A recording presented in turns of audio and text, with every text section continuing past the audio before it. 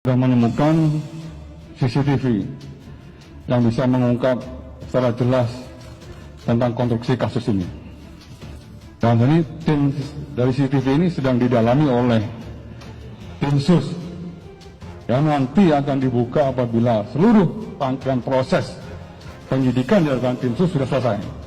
Jadi dia tidak sepotong-sepotong, kita akan menyampaikan secara komprehensif apa yang telah dicapai oleh tim sus yang dibentuk oleh Bapak Kapolri. Nah, ini harus ditangkap karena ini mengetahui ini yang mengancam ini.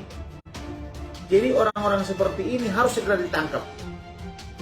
Lebih bagus Indonesia mati kita bersama daripada membiarkan hidup seperti ini. Gitu loh. Jadi orang yang berani mengancam ini pasti dia tahu apa yang terjadi. Karena lari dari penuntutan atau katakanlah penyidikan dan penuntutan dari pengadilan, lari dari situ itu menambah hukumannya. Dan saya yakin ini pelakunya itu pasti orang hebat. Dan informasi yang saya dengar di televisi itu dia dari geng motor. Jadi kalau bisa ini harus dihukum mati. Saya yakin sidik jarinya pasti sama. Apapun ceritanya, tapi sidik jari pasti sama. Apabila polisi bekerja untuk mengambil sidik jari daripada mayat-mayatnya itu. Itu yang sebenarnya sudah jelas lah, kalau menurut saya sangat jelas. Mereka memiliki kawan-kawan yang 8 diantaranya sudah tertangkap. Dalam sebuah kelompok tentu mereka saling mengenal. Entah dengan nama inisial dan yang lainnya, tentu mereka memiliki pertemanan itu, mereka memiliki informasi terkait dengan keluarganya dan yang lain-lain. Itulah yang harus dibuktikan oleh kepolisian, gitu loh. Kita masyarakat tentunya mendorong kepolisian berani untuk membuka kasus ini selebar mungkin, tidak melihat orang perorangan atau kemudian melihat ini anaknya siapa, yang kemudian melibatkan anak pejabat dan kemudian kasusnya pun rame. Tentunya kepolisian sebagai lembaga negara dia harus berani untuk menegakkan hukum. Kepolisian adalah lembaga yang diberikan kewenangan oleh negara gitu, yang harusnya tampil benar-benar tegak lurus pada upaya penegakan hukum. Tapi secara hukum CCTV hanya bisa sebagai bukti hukum kalau dilakukan digital forensik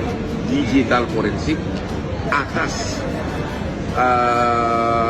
di atas hard disk dari DPR-nya, ya. Tanpa itu dia bukan otentik. Atau kalau pernah di cloning, flash disknya harus bisa di digital forensik. Sebagaimana tadi diawali oleh Bapak Kadif Humas, ini sedang proses di laboratorium forensik untuk kita lihat. Karena tentu ini